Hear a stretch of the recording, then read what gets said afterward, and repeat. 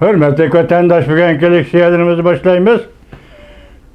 Leksiyada sadakacı rozu. Washington'da sözleyimiz bugünkü sağa şkemenişi 21. yıl 3. ayının 5. günü hürmetli vatandaş. Bir olay.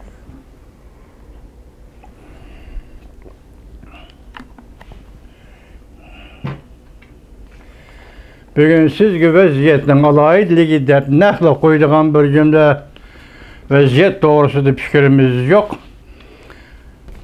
Bugün sizge, bizge yoki xalqaro ishlar hozir Uyg'ur masalasida o'tirg'i chiqayotgan bir masala. Xitoy jiddiyleştirdi. Uyg'urlarni bostirishni jiddiyleştirdi. Birinchi jazo lageri bilan bostirish.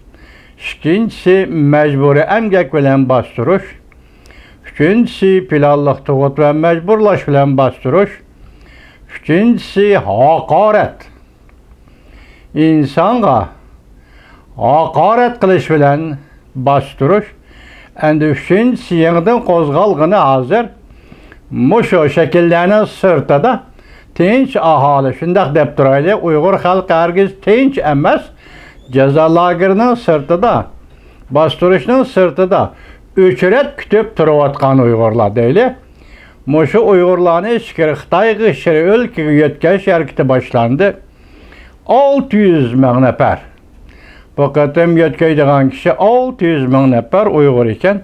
Shu vaziyatga aloqador sizlarga leksiya so'zlaymiz vatandoshlar. Ondan keyin ahirida muhokamada vatandoshlarga bir selishtirish shaklida bir tahlil elib boramiz. Selishtirish shaklida deganimizda vaqt kelganda muhokamada so'zlaydi. Buning mazmuni birinchisi radioda e'lon qilingan bir parcha xabar, balki ikki parcha xabar. Ondan keyin Amerika Qo'shma Shtatlarida Uyg'urlar to'g'risida so'zlanayotgan siyosiy iboralar. Ularning yuqori cheki ve tüven cheki, söz ibarlarının notuk ve söz ibarladı sözlenişi ve onun hareket kullanışı qatarlıq meselelerde seliştiriş şeklinde sizlerle muhakeme edip barımız efendim. Bugünkü mavzumundaq kembeğellikten qutuluş türlü emas. 600 ming nafar Uygur İşkiri Xitoyda xizmat qilishga mecburlandı. Mavzuli xabar 3. ayının 4. günü Cungoga nazar tor betida e'lon qilindi xabar. Mundaq başlandı. Jungo hukumatining Uyg'uristonda Şinjan'da Uyg'urlarni boshqa yerga emgak qilishga yetkazib majburiy emgakka selishi kambag'allikdan qutuldirish deyilyapti. Ameliyat bo'lsa Xitoylashtirish uchundir. Kanada Yer shari pochtasi gazeti 3. ayning 2. kuni xabar qilib mundaq ko'rsatdi. Jungo hukumati zo'r bir turkum Uyg'ur emgak kuchlarini poyizga chiqarib, necha ming kilometr yiroqlikdagi zavodlarga ishga o'rinlashtirdi. Bu orqali musulmon asonliqlarni Jungo jamiyatiga singdirib o'tish, Uyg'urlarning Uyg'uristondagi nüfusini azaytishni maqsad qildi. Olimlar mundaq ko'rsatdi. Mecburi yetkash ve siyosiy ziyonkashlik qilishdan iborat bo'lishi turlik insoniyatga qarshi jinoyat dal hozir yuz beryapti. Germaniya ovozi ve Amerika ovozi radio stansiyalari ve Yer shari pochtasi gazeti erishgan Nankay Universiteti Jungo boyligi ve iqtisodiy taraqqiyot o'rni hukumatning yuqori qatlamiga yo'llagan dokladda mundaq yozildi.